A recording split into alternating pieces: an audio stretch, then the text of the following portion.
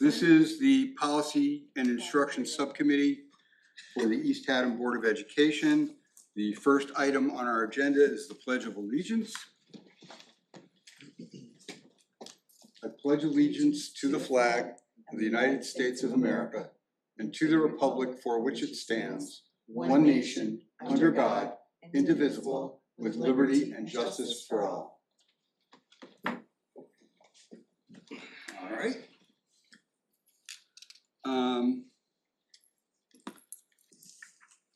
There are, and I think most of you know this, but I just want to get it on the record.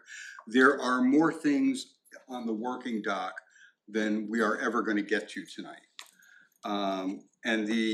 We may not even get to the things that are all on the agenda, but I wanted to just make the point that this is a running document now, and I delete stuff we finish and add stuff as we go along.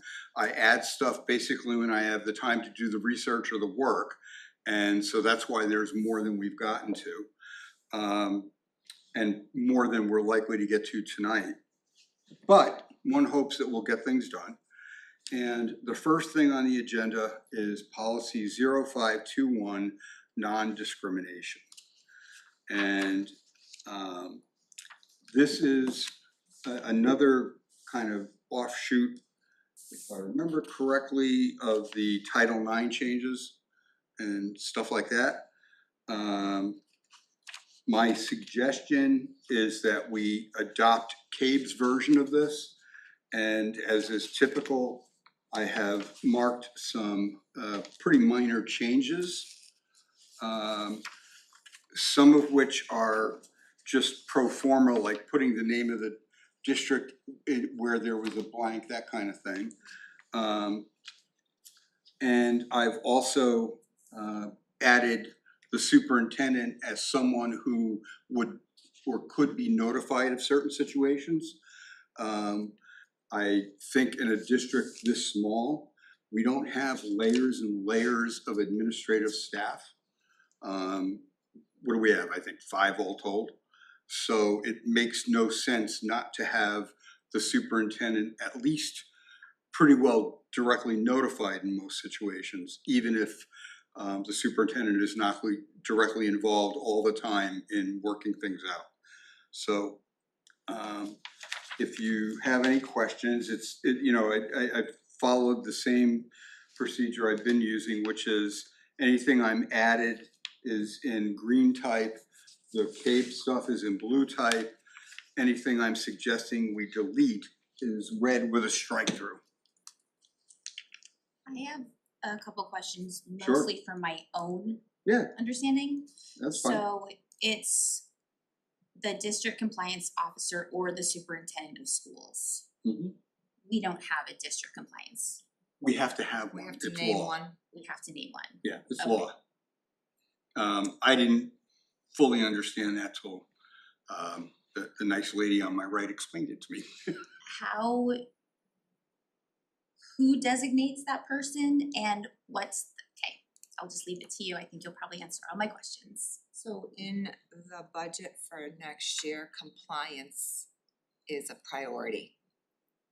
Falls right with all of our policies, but in particular, this one really delineates what that compliance officer has to verify that is in line with legislation. So Do you hire that person? Does the board hire that person? you hire me, And you hire it's like a staff but member. I basically hire everybody else Okay, who thank works you. for me. And Superintendent normally, I think, recommends the hires and the board does a sort of pro forma approval, barring something really strange. You know, like she recommends a teacher and one person on the board knows something evil about that recommended teacher and brings it to the table, other than something crazy like that. so again, for my understanding, I apologize. Once we have a compliance officer, they are the person that handles everything, and then the superintendent would step in if asked or needed. Okay, cool. And, you know, I know I say this to you all the time, don't ever feel like you have to apologize for asking questions, because the worst thing that could possibly happen is that somebody who might happen to listen to this will find something out that they don't know either, because you asked the same question they were thinking about. So I consider that a public service, don't worry about it. Any other questions, comments, concerns?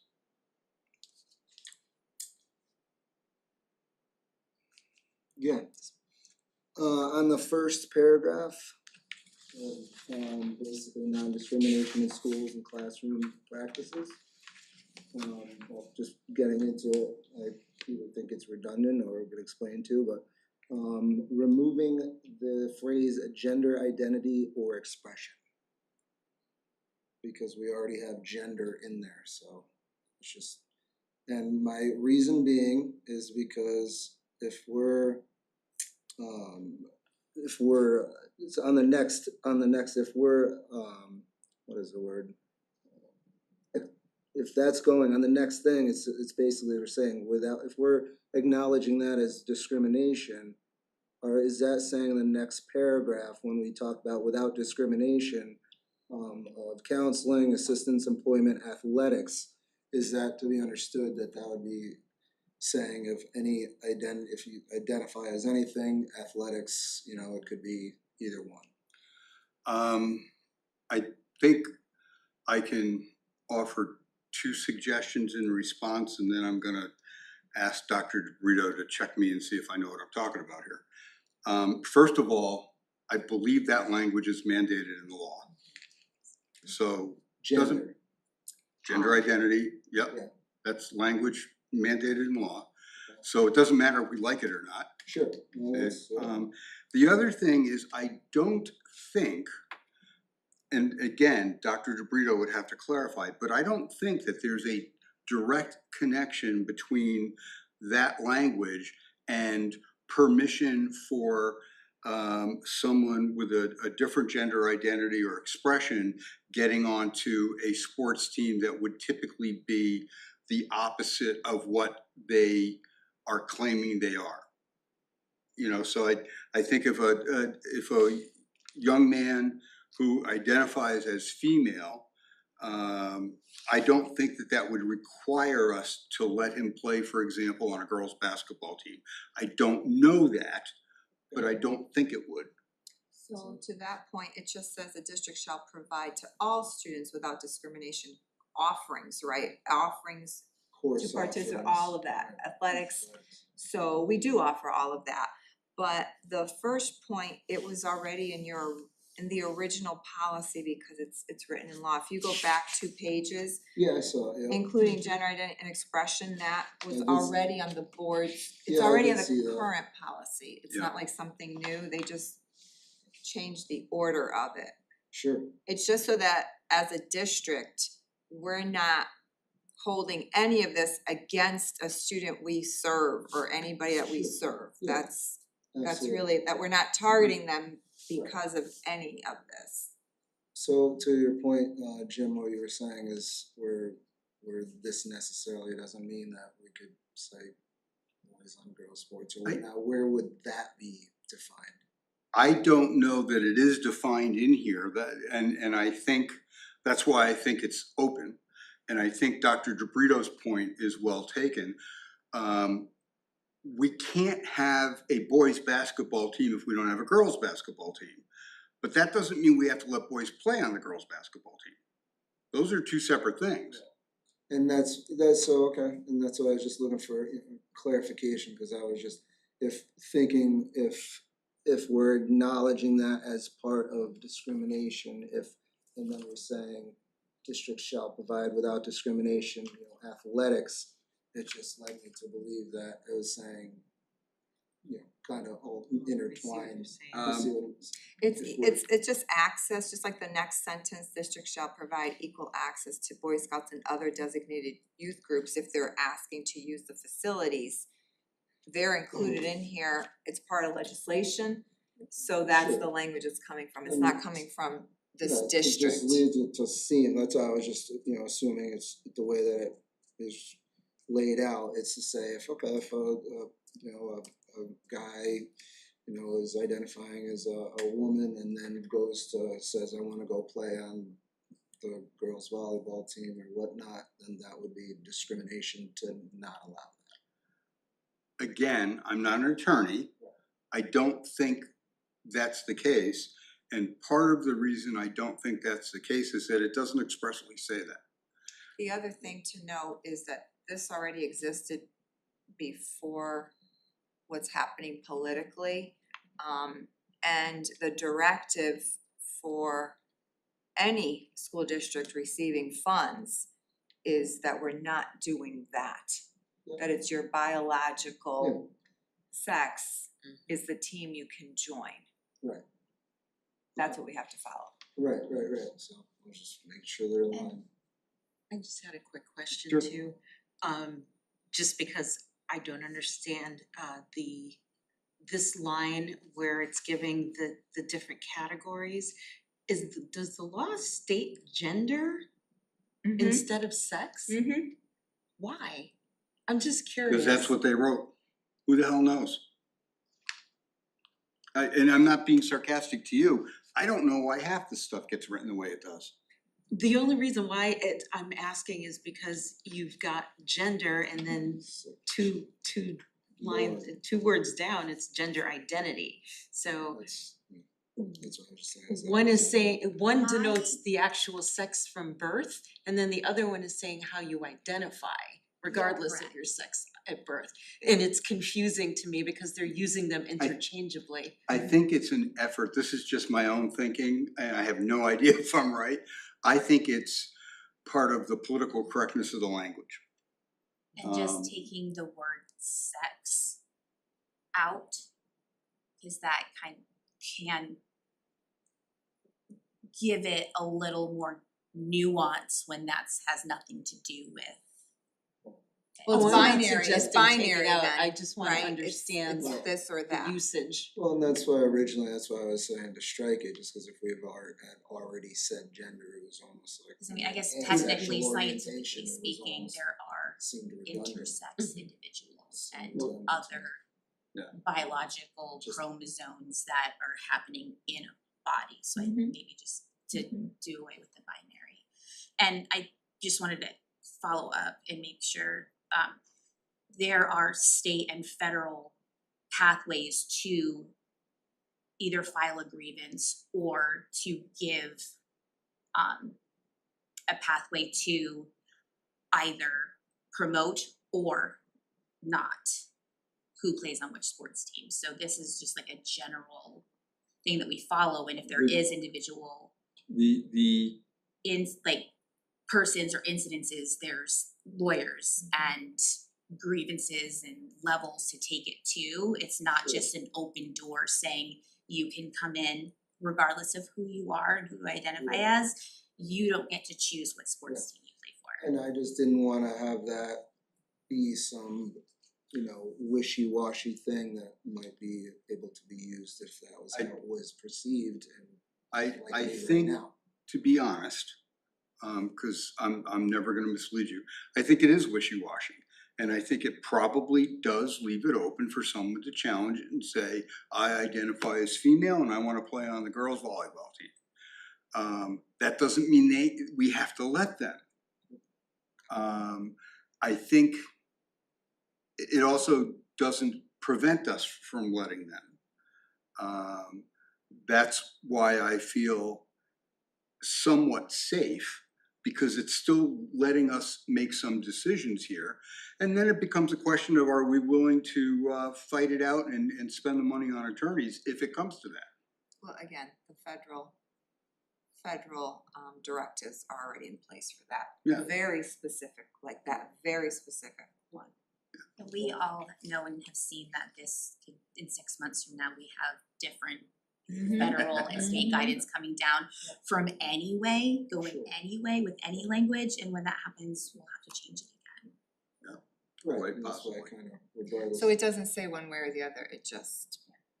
It's basic, left just unaddressed, basic, and basic. I think for our purposes right now, we're all better off and happier. I think that if it did specify something, someone was gonna be mad about it, you know? Yep. Someone was not gonna like it. And that's fine, again, just going back to when I saw gender, okay, that's covered, sexual, covered, and it just almost seemed redundant. I think to some extent it is a little bit redundant, I don't disagree with you. And just like I said with Jackie, these are good questions. Yeah. They are questions that people in the community will undoubtedly ask if they ever look at it, someone will ask. Yeah. So it's healthy that we have the discussion. It's And we have a point to say, we actually had this conversation, I'm not gonna Exactly. speak for other Honestly. people, but you can hear what everybody said. That's exactly it, yep, okay. Anything else, folks?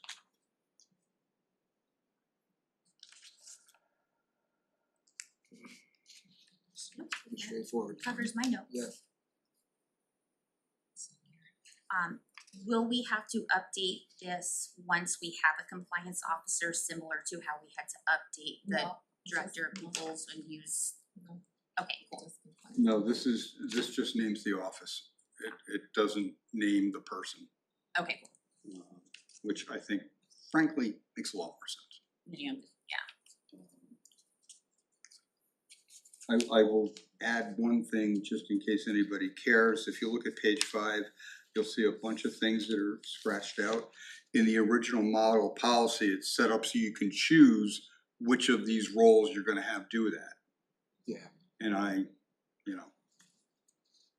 picked the one that seemed to make sense.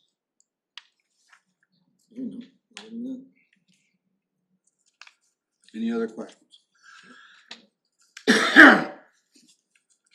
Hearing none, can I have a motion to move this forward to the full board for a first hearing? So moved. Second. Okay. And any further discussion? Nope. All right, let's take a vote. All in favor, say aye. Aye. Aye. Aye. Okay.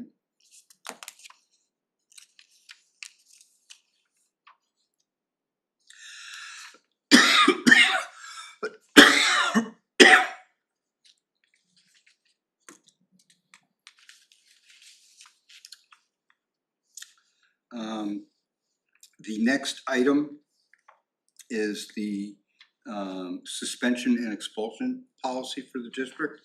The policy that we had is about 10 years old, which in this business is sort of ancient. Outdated. Yeah. So again, it becomes the same kind of thing.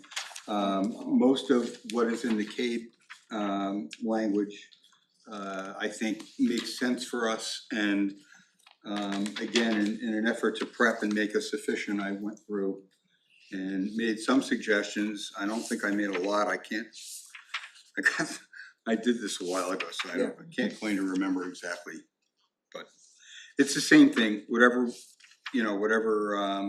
I'm suggesting we change, I put in green. I will add one detail before you guys really review it. In the law, it makes it clear that a single event can be called bullying. Right. When it started, and I was an administrator at the time, it had to be repeated. And I think initially it even had to be repeated against the same person. And then it became repeated, so if somebody was a bully one time to several people, he's still a bully or she's still a bully. Then it became, it's only one event is enough to be called a bully. I prefer that understanding, mostly because I want to preserve options for the school administration. Jody Goler, who revised this policy, had it written as repeated. And I discussed it with him because it wasn't what I remembered in the law. And he confirmed that it was something he added based on his preference. And he said that his concern was that the focus on restorative justice as opposed to punitive activity would get lost. And I said, well, I'm concerned because I think there are possibly events where it's so bad, the kid should be suspended, should be removed for, at some point, from the community. And I don't want the administration to not have that option. So I added some language to clarify that the board does support restorative justice, that it is very much the preferred outcome, and that suspension or expulsion would be a sort of last result for really serious stuff. I then sent that language to Jody to get his feedback, and he thought it was good. I got the impression he almost was thinking of adding it, I don't know.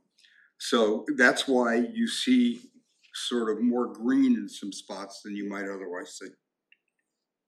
I also added on page 27 a bullet point suggesting that not only should the application of any discipline be fair in the sense that people aren't unfairly targeted because of race or religion or any of that, but the opposite is also true. I spent 15 years as an assistant principal, and I fought because I would not play the game and let the high school athletic star off the hook. And they got real mad at me, and it was not pleasant for me, but I held my line. I actually suspended the front four of the hockey team the day of the state championship game because I saw them whipping on a kid who just happened to be walked by in the hallway, and they didn't realize I was there. I was right behind him, and I saw one of the kids, the captain, swing his arm back and essentially punch the guy between the legs deliberately. And I did not know at the time that that was the night of the game. I knew that the game was coming up, obviously, but I didn't realize it was that night. And I got people screaming at me, "You gotta let him play." No, I don't. And I'm not going to. So that language is because I was a little scarred from that experience, having had it many times.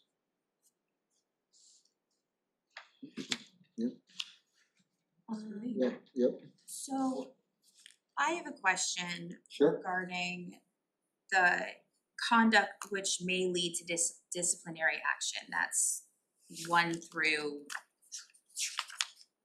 38. Right, and 31 is the bullying thing, which led to some of the changes. Right. We have, as a district, other policies that lay out the rules of conduct. Mm-hmm. We also have the student handbooks that lay out the rules of conduct. Mm-hmm. Is it repetitive? Do we need this extensive list of what could lead to disciplinary action and or suspension or expulsion if we already have our rules I think a bunch of other places? I think if it's not stated outright in policy, it leaves us open to significant legal challenges. We don't have it other places in policy? The suspension and expulsion policy is No, the I know that, but I meant the conduct. I know, and I'm trying to say, the suspension and expulsion policy is the one that governs suspension and expulsion. So saying that someone is doing a bad thing by doing X, Y, and Z and that they'll be sanctioned may not be enough to sustain a suspension or an expulsion if it's not in the suspension and expulsion policy. This anchors the protocols and policies at the school level. They refer to the district policy, and that's what anchors what they do. So this list is kind of all encompassing of like a minor infraction to a major infraction. But they don't all, this doesn't automatically give them all the same course of discipline. Correct. Because context matters. So at the school level, this protects the school to do what they need to do, and they have all of the information regarding any instance and how to proceed. So it doesn't pigeonhole So this isn't like telling, okay, if a student does this, No, then this is the actually re- allows them to do what they need to do at the school level. No, it doesn't say you must do the following, I had a It gi- different It gives a view when I read big, it, thank you. broad It's a permission scope. structure to do It's what a you need broad to. scope. The thing to look for, Jackie, in situations like that is you wanna look to where it says the exact language might be different, but the administration shall. When you see that, that's a directive. And if it said they shall expel a kid for X, Y, and Z, then that's the case. To my knowledge, there are very few things. There are some things where it is required that a student be expelled Right, that came for later weapons. after, yeah. The interesting thing is that if you look at it, it also says, except that the board can reduce it if they want to. Gotcha. So when they have, when at the school level, when they suspend, it'll reference the actual Board of Education policy and then provide some specific details for that situation. But this is needed for them to be able to do their jobs. When it's to that, okay, necessary, yeah. cause it's, you know, And it's what I hung my hat on those occasions when they didn't want me to deal with kids that were misbehaving. I'd look at it and I'd say, there's the policy, talk to someone else. Tell them to rewrite the policy if you don't like it. On page 31, I'm wondering under C, Hang on one second, let me find it. Under C? where it has second to last line there, athletic programs, athletic events, or did you want programs? Limited to, and then it starts to list, but are not limited to, right? So, right here, athletic programs, should it be athletic events? I did not write that, Okay. that's cave language. Does seem like Um, that. Okay. And I would offer Okay, that there may be a time, I could imagine, where a kid should not only be banned from the big game, so to speak, an event. but should also be told he can't go to practice. Mhm. So I And just if want the maybe in kid- parentheses or something, programs or slash Slash events, events. slash Yeah, events. but Yeah, it's an yeah. athletic event, does Yeah. It's it fine with me. kind of Okay. cover him, that he could be going, or they could be going, even if they're not playing. It's an event That's that fine they're with me, I don't mind changing that. attending. The only thing I added there was graduation ceremonies, because there are times where seniors misbehave very badly at the end of the year. There is no sanction available, and they need to be sanctioned. And the only thing you can do is tell them they don't get to walk across the stage. So that might be just ceremonies, cause we also have other events that fall under ceremonies that are not just graduation. Like 8th grade promotion ceremony, there are other awards, banquets, awards, like there are other celebratory events that aren't just, and I know it says, but are not limited to, so. The only thing I'll say is that the reason I added that was because when you're in a situation where someone's not being allowed to walk the stage, there is tremendous pressure on the schools to not have that be the case. And I thought it was okay. important to have it called out as a possible outcome. Okay, so maybe graduation, comma, ceremonies, Yeah. cause graduation by It's itself, graduation. we know what that means, it's How graduation, about comma. graduation and other ceremonies? Okay. Would that be okay? Can we go back and look at number 4 We'll look at whatever you on the want. same page? Sure. So something kind of jumped out at me as I was reading through this, and I was wondering, because of some of the language here, and it's speaking to students who have caused a serious disruption or, other physical harm, self-harm, some serious behavior here. And one of the things that I recalled is that in Connecticut, that schools are required to notify the parents and guardians if should it happen that the use of physical restraint or seclusion were to occur. And the notice here only speaks to 24 hours. And what I'm getting at is that maybe we should add some language that if the incident involved the use of physical restraint or seclusion, This, that this is not a physical restraint policy, it's a suspension and expulsion discipline. policy. You have the policy, you're working on it. yes, I'm working on So that. put that in I'm wondering there. if that needs to be there or here. It needs to be there. Yeah, Okay. this is specific to a student whose misconduct, the student decides to either harm themselves or cause physical harm to another person. That's very different than an adult physically restraining somebody. I think what you're talking about. Okay, so Yeah, and- It is this separate. policy makes that distinction. This is only Okay, for students. that's what I needed to know. Yeah, it's under students and it's specific to suspension and expulsion of students. Yeah. So that's something to note. And it does not prevent the board from adopting a stricter notification policy in the event of seclusion or restraint. It doesn't, you can put whatever you want in there, and as long as the board says, yeah, we agree, it's hunky-dory, and this does not prevent it. They don't conflict right, because they're right. different. This is for students, the 5,000s, so.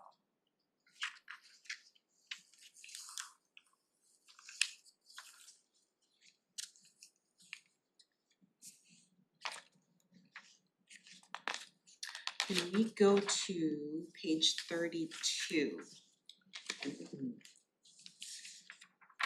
Item number 3, where it talks to obscene or profane language and display of pornographic images.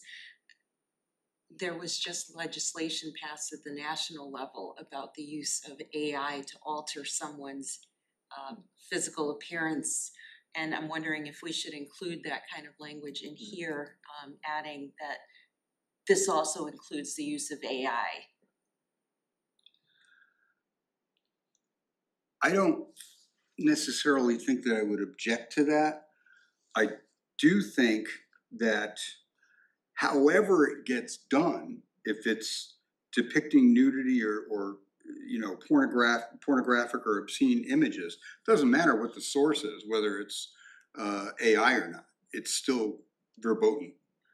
Didn't we cover that when we did a policy earlier in the year on, I don't know if it was technology in general or it's ringing, I feel like we know what you're changed the talking about. language Speak to We spoke to it, but- include There is a These- sort of vague generalized AI policy that we adopted Through from KID. technology. But This is it was understood at the time that it almost certainly would soon need to be updated as AI developed and we started to figure out, and others started to figure out what it was all about. So It still says possession or display of images, like I think it Right. includes. So What it you're would, talking it would about. add Yeah. anyway, I don't think we Yeah, need it to doesn't add matter where they went to Right. get it, Right. it's Whether if it's they're real- actually Well, it's in about the possession. creation of it, Yeah. that's what I'm getting at. Well, if they're in versus- possession, Right. Yeah, it's just like these folks who have pornographic, you know, pictures of little kids. Doesn't matter how they got it or where they got it, the mere fact that they have it makes them in violation of the law. And they can pay a pretty stiff penalty for that.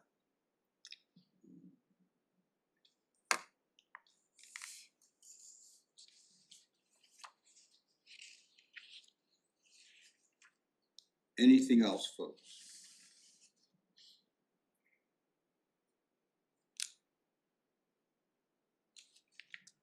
on page 39, under item 4, Hang on, let me get item 4, okay? is the word handicapping part of the law, the way that it, is that the language that's written into the law? I cannot answer that question. All I can tell you is that that's what's in Cave's version. it made me feel icky when I Yeah. read through it earlier. it's not kind of keeping it, if it's written into the law that way, that's one thing, but if it's not, I'd like to change that language to a more keeping with the times term, such Like as result- disability. Result of the student's disability condition, that's a good question to Disabling. ask. You know, it's interesting because even the word disability is Mhm. considered Right. sort of politically incorrect. You're supposed to say differently abled. I know it keeps changing. Yeah, It is, it keeps changing. Do you have a preferred piece of language that you would like there? If we could research that, I'd appreciate it, but I would either put differently abled or that's what I would prefer. That's the latest thing, why not? If it's the, if it is the latest, we want to be sensitive to so- that. I'm Here's- looking, No, go ahead. I just like quick Googled what is handicapping condition in education just to see like what popped up. And it looks like there's other towns in the state that have that language in their policies as well, which is not to say that it is correct. But it It is could be in pointing the law. out that If it's, it if it's could written in the law, then Well, it is what it is. here's what I'll suggest. As long as it's not illegal, I have no problem making that change. So I will do the research, or Teresa and I will get together and get in contact with an attorney if we have to go that far. And if it turns out it's legal, I'll simply make the change, and the assumption will be that if we send it forward, that I'm supposed to make that change. And if I can't write differently abled, but I can change it, do you want me to use disabled? That's No, fine. well, it was differently abled condition. We should probably, I don't want to say what term to use because at this point I don't have it in front of me. I know the problem is that if we don't know what the term is, we have to come back next month to deal with it. I'll have to do a quick lookup. And the terms here repeated, that was all in CABES? Yeah. So that was in the Anything in blue is in- legislation. Anything that's in blue comes from CABE. Okay, so you removed it, but the law must say repeated then. No, remember, that's what I said to you, They made a was the mistake? thing. No, he didn't make a mistake, he made a choice. Oh. Jody made a choice. He wanted to make sure that the focus was on restorative justice. And he put a word in that was not required by state law. Okay, thank you. Remember when I, Yep, I got you. yeah, I don't know if this is, but it's on CABE and they use the term handicap/disability. So in theory, it could say a special education student's handicap/disability shall be considered before making it. I think we're Again, just fishing. my guess is that the term is in the current law, which has not yet caught up to the social changes. I don't know that, but that would be my guess.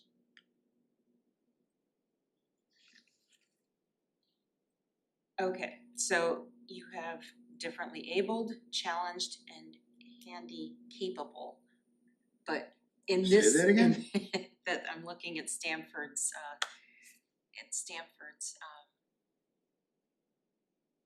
let's see. Oh, no, that's not the right correction. Strike that. Commonly used terms. Preferred language, use non-disabled or person without disability.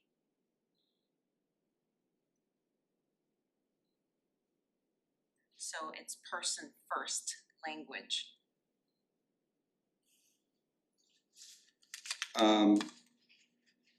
Wouldn't the word students In other words, substitute for person so in other in words, this setting? it would be, let me go back to that So section. you looked up their policy 5114? No, I'm looking at, You're not talking about Reference. Stanford, the town.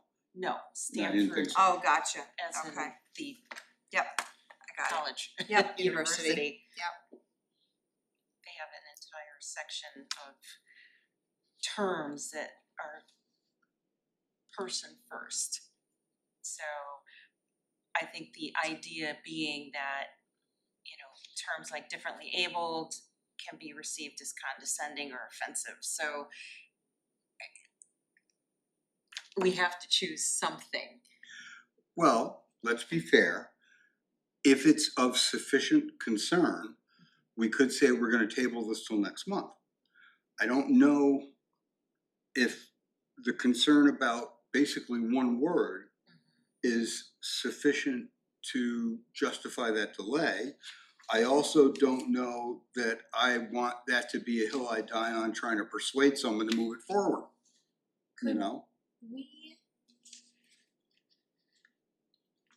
vote to like say, is that we voted to bring it to the full board with the understanding that when we meet with the full board, we will have the discussion of what that language should be, and we could bring our ideas and have it be, cause I feel like that Yeah, I mean, that's basically what I said before is, without let's putting agree it to what back. we think is the right thing. And we'll bring that to the board, and in the meantime, I'll do the research to find out what's acceptable. If I don't have a clear response, or if there's a variety of acceptable possible substitutions, then we'll bring it and we'll say, we got everything settled, but this one line in this one spot. And, you know, can we agree to something? I'd be fine with that. All right. Sean, you're okay? It looks like you were nodding. Oh, yeah, definitely. Okay.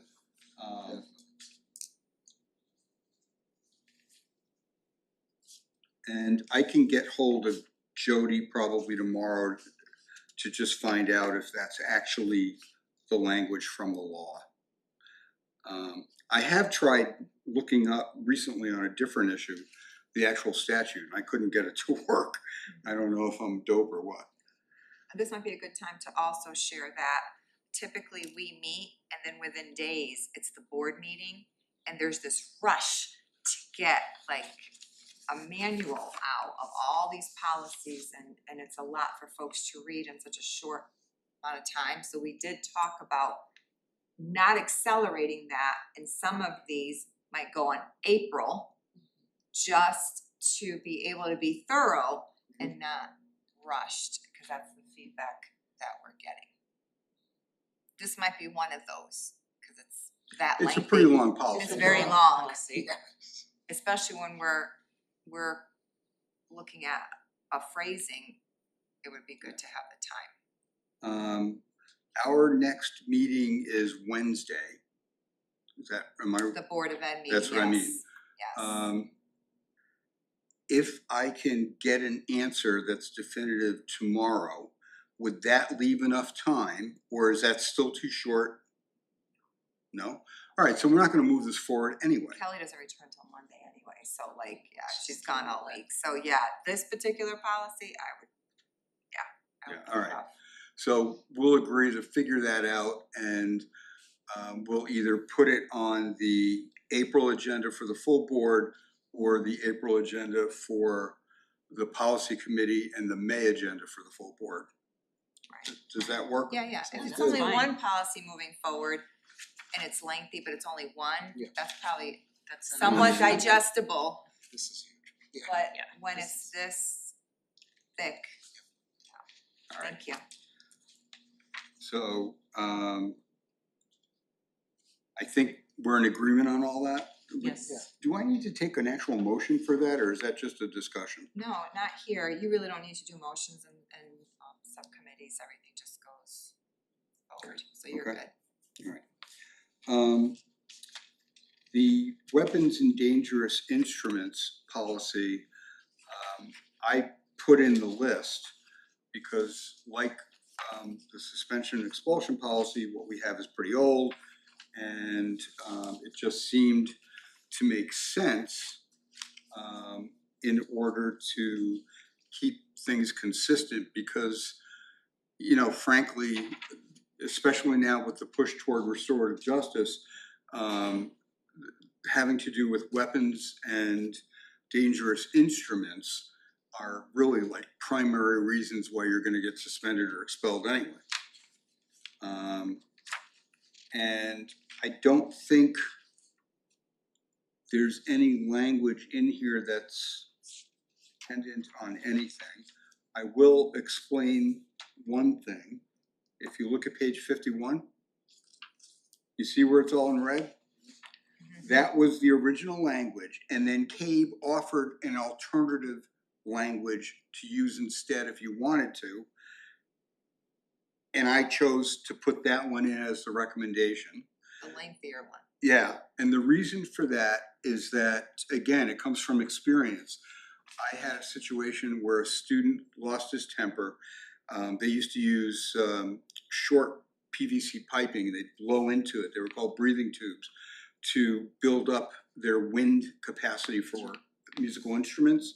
And he got mad and he hurled one straight into a kid's face and did so much damage with that one throw that the kid needed plastic surgery both inside and outside of his mouth. So he got expelled. But it wasn't something you'd normally think of as dangerous. I mean, it was a little piece of plastic pipe.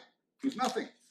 But the way it was used, and that's the key, the language at the time, and it's still in here now, how it is used, threatened to be used, or attempted to be used can cause serious harm or death. And I wanted to make sure that's stated. Makes sense. So you're gonna request that the board delete 5131.2 and adopt 5131.7? If I have agreement with this committee, yeah, I am fine with that. okay. All right, so that'll be good. I'm gonna make a note real quick for myself so I don't screw it up.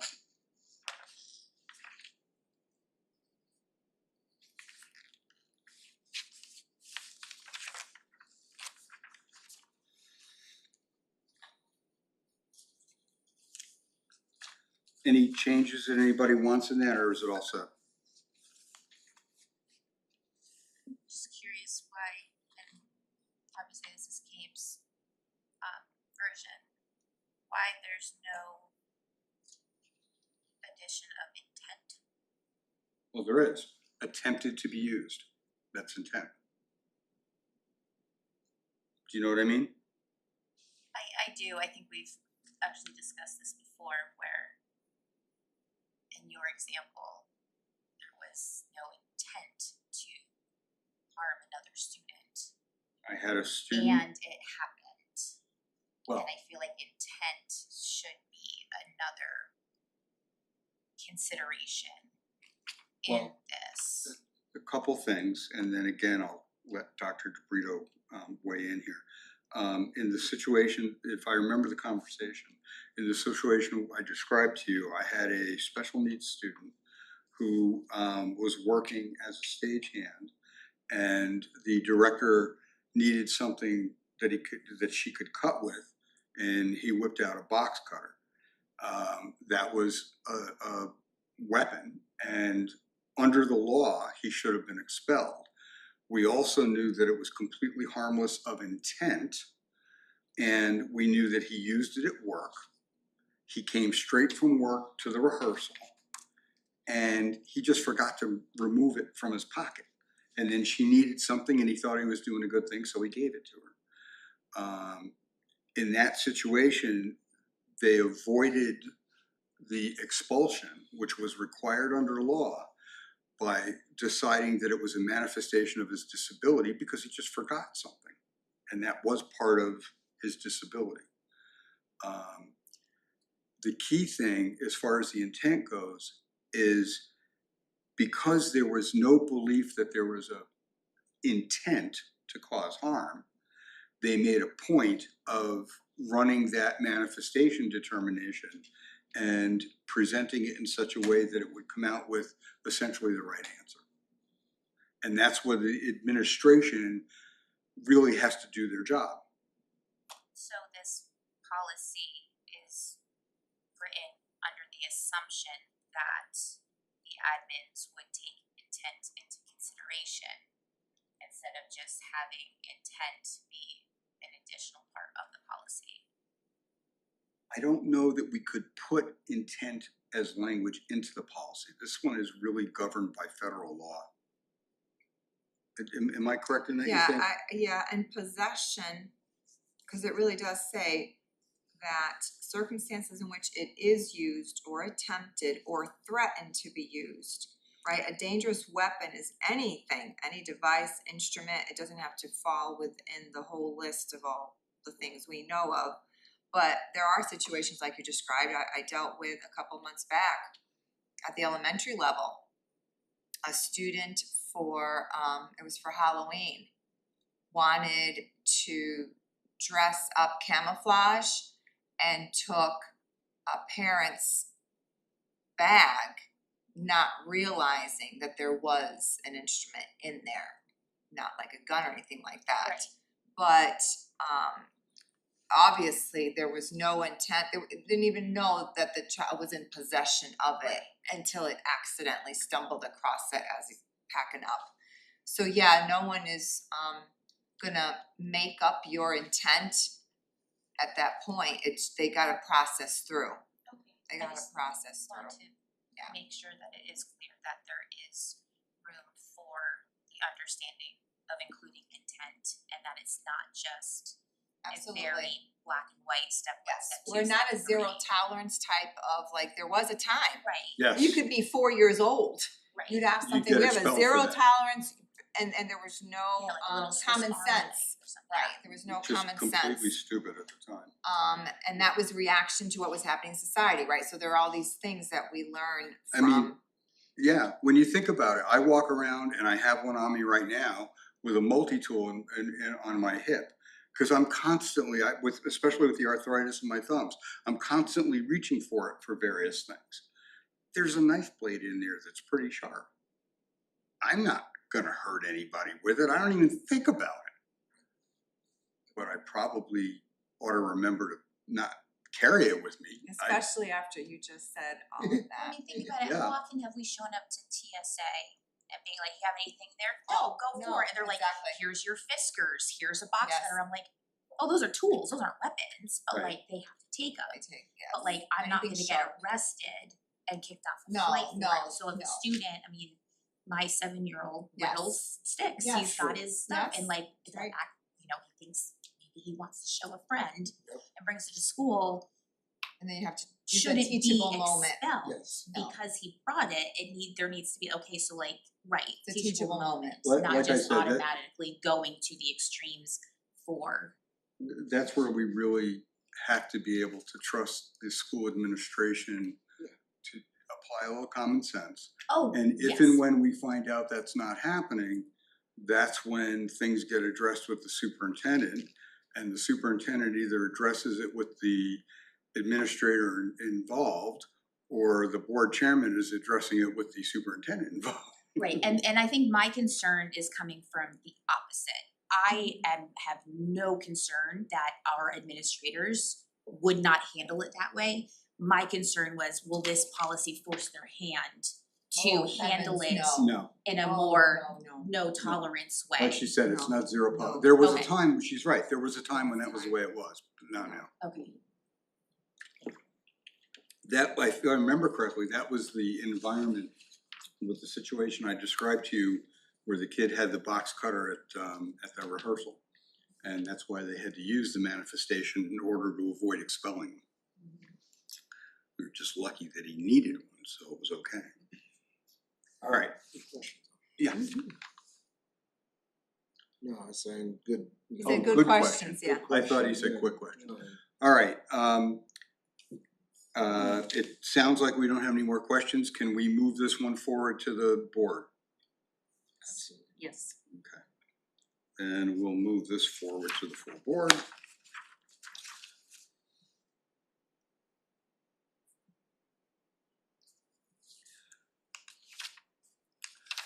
And the FAFSA policy, the financial aid form thing, is one that we do not have, but it's actually in CABE's required policies in their Yeah, core it's a policy law. manual.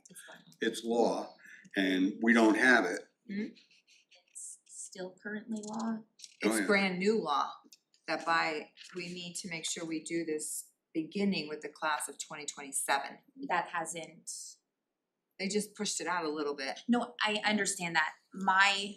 And I apologize if I'm not being as tactful as I would be if I prepared this. We are in a spot where things are being defunded, other things are still being funded. We're not sure where the Department of Education is gonna lie. Does it make sense to do this now when like in 2 weeks we still might not know? Like FAFSA's now grants are not being I going through, understand. they're not being It's a completed. state law. Oh, this is state, not federal, State even law. though if FAFSA is the Yes. federal Yes, student it aid, is. this is from the Correct. state. Yes. And to be honest, and I sort of mentioned this to you in the text when you asked me about it, I think under the current environment, almost everything we're doing is up for grabs. And we're just gonna have to keep moving forward and roll with the punches, just like we did, you know, if you think about it, we did all that work on the Title IX policies and then had it at a first read, it was ready to be put into policy, and we had to back up and do it over again because things changed from the time of the first read to what would have been the time of the second read. It's just, it's where we're living these days. And it doesn't matter whether we like it or not, it is what it is. I know, I'm just, It's, I think When- what has happened in this state is they found in certain districts where perhaps kids were not being guided to FAFSA or even knew about it, so it's an attempt to offer this information so that kids can really look and see, oh, I'll be able to get some assistance, that's the intent of the Connecticut law. And it's interesting, cause I just saw, I didn't read the whole thing, but I just saw an article where it was talking about the fact that there's a movement to not push all the kids in the world to go to four-year colleges. Oh, yeah, oh, there's a And very big movement. That's almost diametrically opposed to this, which is clearly aimed at pushing them all to four-year colleges. Yes, understood, but it's not for everybody. There, it is really important to know that, you know, there are lots of ways to make a healthy living without being forced to go to college. Yeah. There has been, I'll say it this way, in the recent past, a tendency for counselors, school counselors in high schools to ignore all those options and try and get every single kid in the planet to go to a four-year school, or to ignore the kid because you know they're not going to. And I'm not saying that that Yeah, happened that's particularly problematic. here. Yes, that's definitely I, not good. but I've seen it. Mhm, that's I've not good. definitely seen it, and that's not good either. Mhm. So do we have any other questions about the FAFSA policy?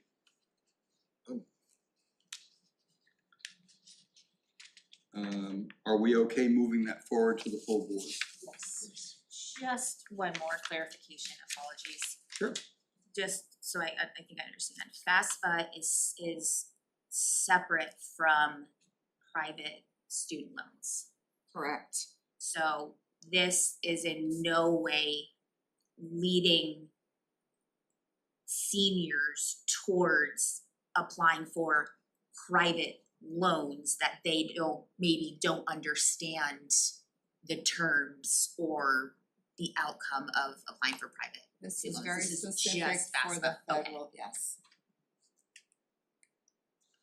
That's my Now, last question. if they apply for it and they don't get it, and they make a decision to go get a private loan, you know, that becomes a different issue. But this policy doesn't cause that to happen.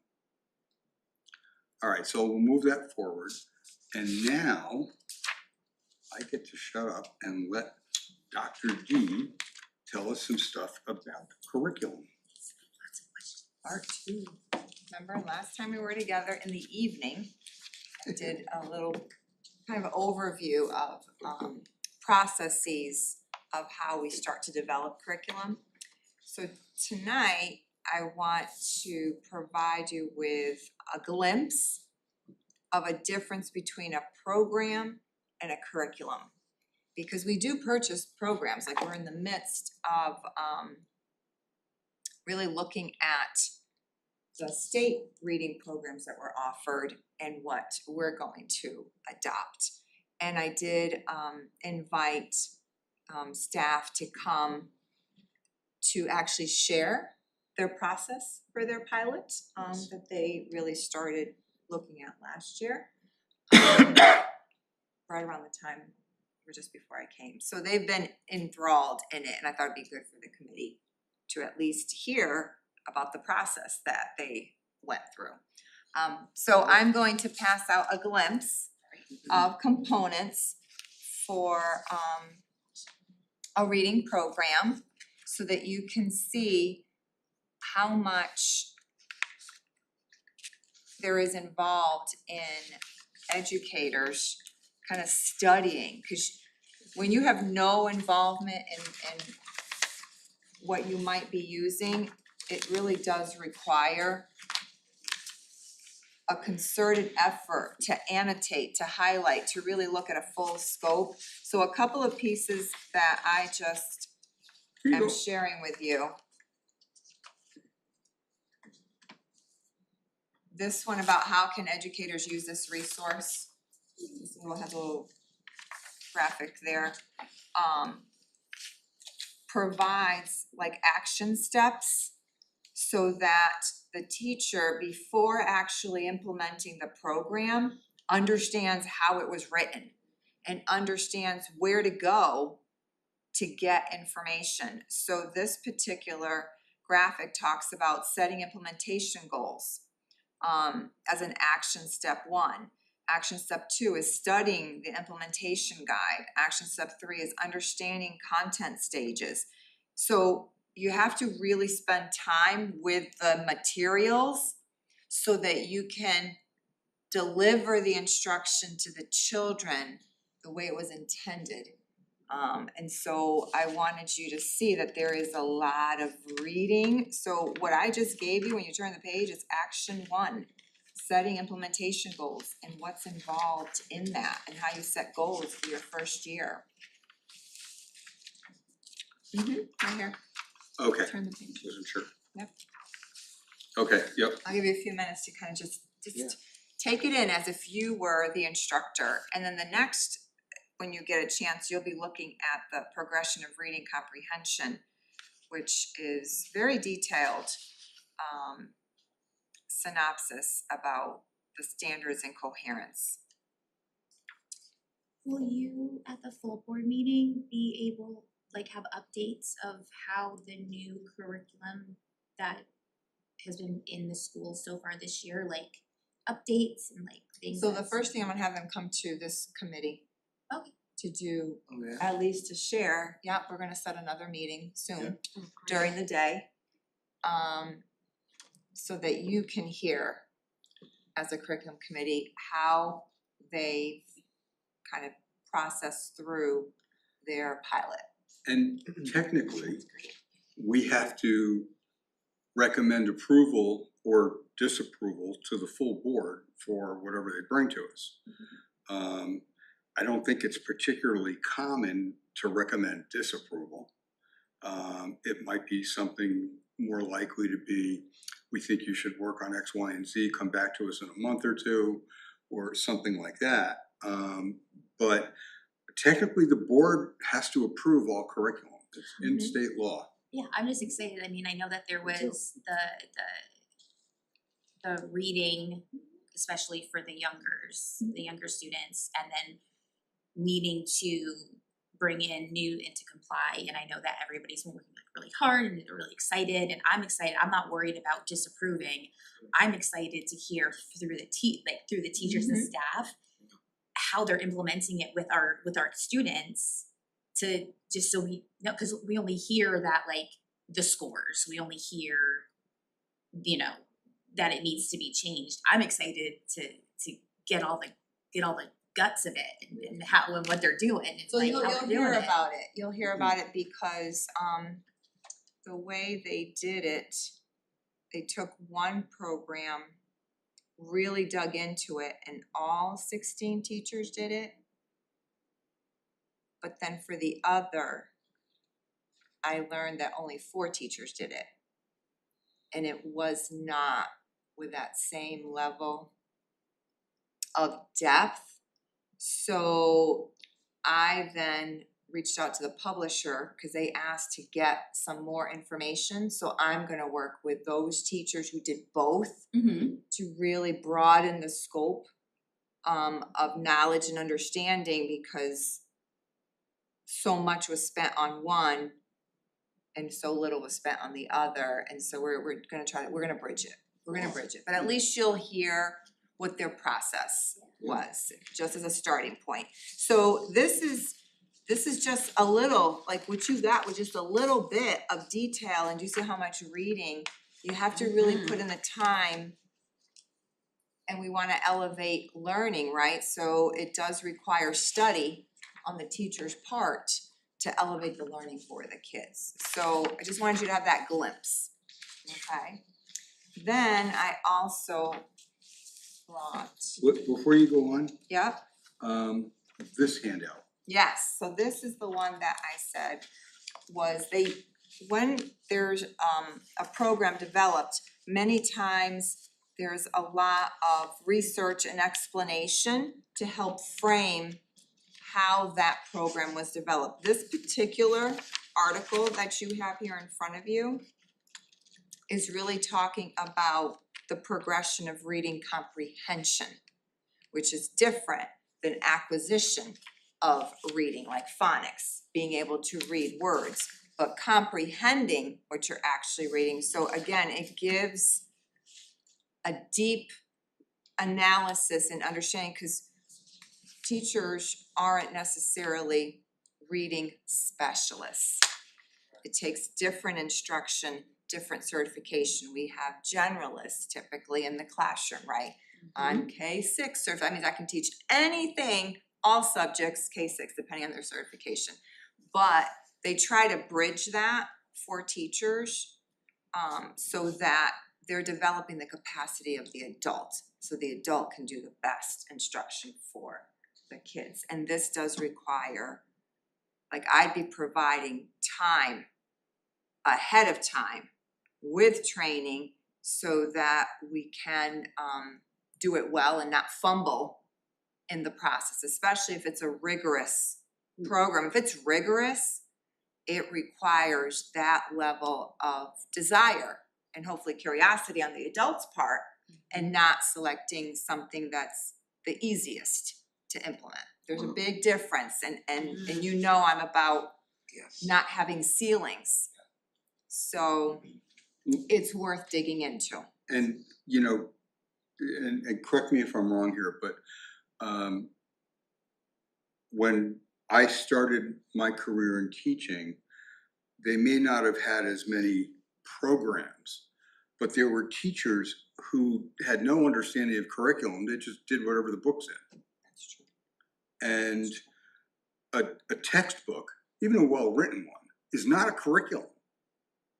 And it's a kind of a mindless approach to instruction. Another way to look at what Dr. DeBrito was just talking about is that the teachers and the administrators who are supporting the change have to invest the time and energy into what they're doing to make it meaningful. When I learned that there had been a tremendous investment in one program and a way less investment in the other one, I was a less than happy camper. And it's something we have to deal with. She has to deal with. We just have to watch it. No, that's why I spend time with the publisher, because I really do want to make sure we're very thoughtful about elevating learning for kids. So I see a term in here repeated a few times and I don't really understand what it is. Okay. What is backward design Oh, approach? yes, that, Ooh, I love that. Go ahead. are you sure? I don't wanna steal your thunder. No, it's not my thunder. I didn't write it. I wrote a lot of curriculum based on Yeah, it, but I Grant didn't write it. Wiggins, yeah, Grant Wiggins and Jay McTighe. Yeah, he's still around. So that is a way to write curriculum. So you start with the end in mind, and that's what it's about. Look at what kids are supposed to be able to do independently towards the end, and you work your way backwards. So if this is what they need to be able to do, what instructional activities and sequencing of instruction am I gonna put in place to ensure that all kids are gonna be able to do that independently? That's the backwards design. Okay. And the other piece that's part of it is, you say, you know, what does the kid need to be able to understand or do, or, you know, what is it, the learning? And then the second thing is, what will constitute evidence that they've achieved that learning? So you're writing a unit, you come up with your assessment for the end of the unit. As opposed to a teacher, and again, this is how it was during the majority of my career, as opposed to a teacher saying, well, this month I taught the following things and I'm gonna write a test to address those things. Because they might or might not have been what you should have been addressing. Or you might or might not have covered everything you needed to cover. Or they might or might not have actually learned what you needed them to learn. And even then, does the assessment, does the test you've written actually test what it's supposed to? You know, Makes perfect sense. Okay, we try. So to transition a little bit, I'm gonna pass out to you what an intro to a unit might look like. It's real, it's biology, we're jumping out to high school. We're jumping to high school. And nowadays, there are, within a curriculum, there are links that will take you to the assessments, that will take you to videos, that will anchor whatever that particular lesson is about. So it's not, like before, it was all these books. You might have had a binder, but then you had all these supplemental books and you would go to the different book to go get the assessments, everything was tangible. Nowadays, there's so much that's digital, right? So that's what I wanted to sort of prepare you for, because this is a sample of an introduction. So it's a unit overview. So I'm gonna give you some time to.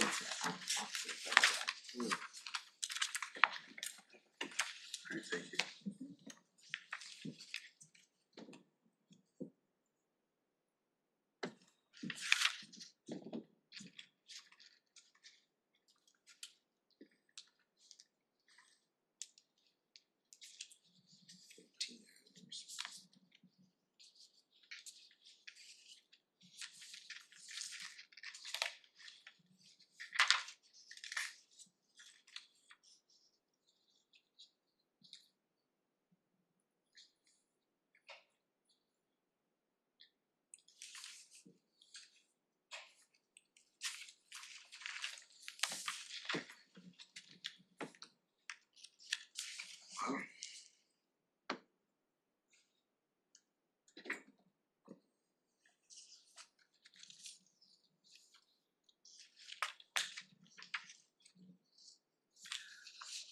I have a question for you.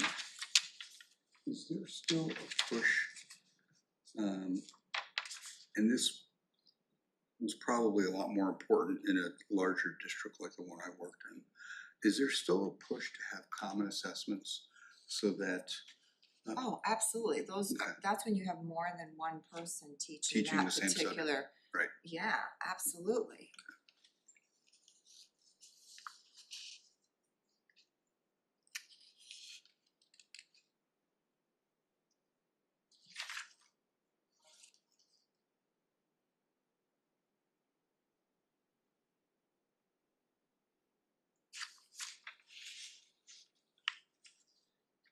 I'm such a geek, I'm getting excited reading this, I haven't done this in a long time. That's wonderful. This is You're a gonna great go read. home happy. I am happy already.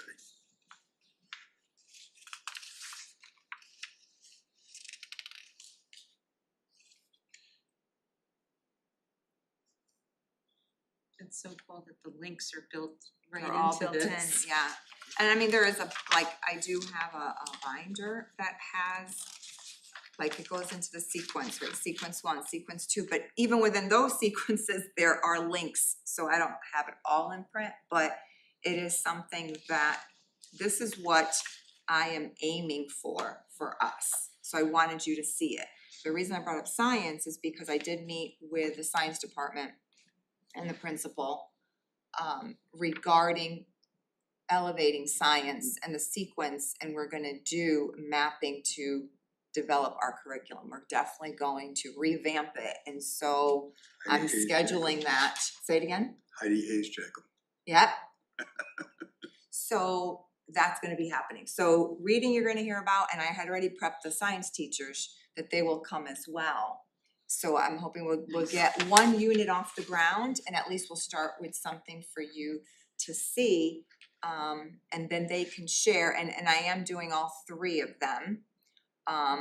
Because even though they're writing and helping each other, even if it's a subject I'm not necessarily teaching, it feeds me, right? I'm gonna be getting those kids the following year, and I really should know and be aware of where the standards live and what to expect that they've learned before they come to me. That's really how we kind of hold each other accountable in a positive way, as a professional learning community. And another one of the elements of backwards design is that you start out by assessing what your kids already know and can do, so that you're addressing them where they are. If the kid, and you see this sometimes, if the kid already has a lot of this stuff mastered, you're gonna lose that kid because they're gonna be bored stiff all day in class. And some of them end up causing trouble. Some of the times, the way I solve behavior problems was to move kids into more challenging classes, which was sort of considered completely counterintuitive. But it worked, because then the kid had something to be interested in. And we have that ability at the middle and high school levels, right? To Move students to more challenging levels of Absolutely. instruction. We don't have anything like that at the elementary school. no.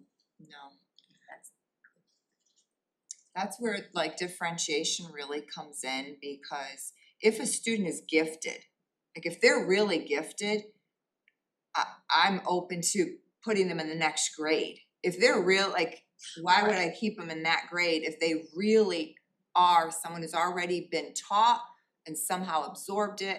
That's how you truly serve giftedness, is not to do like just a little something over here on the side. No, if you're really gifted, you move along. And so I did have times where a student might be gifted in math, for example, and go to the different grade just for math instruction, and then be and the other in their normal grade for the rest of the subjects. That's how we serve what the kids need. I like that. But- There's all the in-between stuff. It's not just either you're where you're at, you're at the next level. It helps to address the factory model of education, which has existed in this country for years, decades. They're not parts, we don't stamp them. We don't get to pick which ones we get. We don't get to look at raw materials and decide what's better quality and what we're willing to pay for. We take all comers and we do what we can for them. But first we have to know what they need.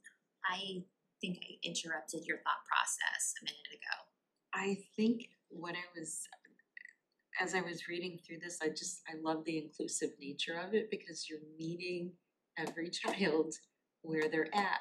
But the beauty of it is, regardless of what level they're at, they're in the same classroom, they're learning the same material. It's just being adjusted for that child so that they can still participate in that classroom. I love this. I definitely feel like I got gypped when I was in school. It is like so much better today, just so much better. It reminds me of the program that I was in with Connecticut Lens. One of the things that they really wanted to impress upon us parents were that we were learning alongside doctors and audiologists and, you know, all the advanced degree people, and here we are coming in as mom and dad, we might have a bachelor's degree, but here we are learning how to synthesize, how to do research, how to conduct research, all these components, and what it proved was they met you where you were at and believed in you and said, you can do this. And we all walked away with a fellowship. It was wonderful. That's what we need for our children, And- absolutely. And again, part of the factory model, we slot kids into different levels. And they end up sort of, that's where they are for the rest of their lives. Mhm. God forbid you put them in the wrong level. And by the way, are we really surprised when the kids that get slotted into the best levels somehow get better and better and better, and the kids that get slotted into the lowest levels really sort of get worse and worse, and the gap widens? Yep. Are we suggesting that enriched education works better? What a shock. Yeah, that's a definite, for sure. Yeah. Pre-leveling is not, it's not okay. Yes, this You're is welcome, wonderful. so that's good, so you're like, oh, you're getting excited, you won't Yeah. just come to the meeting and be like, oh, we only have policy, no, When will I'm that not be? trying to. Yeah. No, when will that be that you're gonna have? Well, I'm gonna, We gotta he's figure gonna that out. check, Okay, you know, cool. hopefully like, maybe Sometimes- next Friday, like, you know, Oh, within the sure. school day, Okay. Yeah, if they can come for like an hour, that would be great. Won't be next week, that's conferences. It might be in the morning, I mean, it might be, cause in the morning they don't have conferences. Look at her, yeah. You know, next week. are is you like- busy? Next week is crazy. It is for you? Oh, because of the early dismissals. Early dismissal. 4 days of dismissals. early Oh, there's dismissals. like, Oh, like that's right. Wednesday, it's Yep. unbelievable, now it's Wednesday, Thursday. Oh, yeah, Wednesday with the board meeting. I got all three kids' teachers and every special and like a 4-hour block back to You're a back. marathon runner here. I got them all in one day and one block. Well, Good next for you. Wednesday is Good the, for you. well, it's next Wednesday is the day. And it's the book day fair. on- Well, day on the hill, Yes, it is. so the day on the hill in the morning, come back, go to multiple things, I signed up to help clean up after for the things, all that, then we have the board meeting, have Cub Scout. So I that's- have to I be said nice that- I to got Terry, all- she's my ride to a day on the hill. Could we just not do it next week? Well, Jim is Friday gonna sounds be, good, unless it's Friday. Jim's gonna reach out. Yeah, Okay, we'll- He'll reach out We'll be and we'll working make on it it. work. As possible. The one thing I can guarantee you guys, is that from my perspective, it will not happen during the third week of March, because that's when Oh, my that's son is right. getting married. Oh, Oh. yeah, nice, okay. Oh, so if it's not next week, it can't be the week after. Thursday and Friday next week is, it should be fine. There's still another I'm whole good full for week in Thursday or March. Friday. Yeah, Thursday or Oh, Friday. yeah, March is Friday- usually a long Wednesday's month. a tough Yeah. one. Fridays are the Wednesday. best. Okay, That's Friday fine. might be best for you. Did Okay, you- Jim is on it. I think Did- we're ready to. I was gonna say, are you all set here? Yes. All right, in that case, I guess if we don't need motions, it's time to adjourn. Thank you. Thank you all very much for your effort, your time. Thank you. Thank you. Once again, we got a lot of work done, it was good. Dr. Brito, thank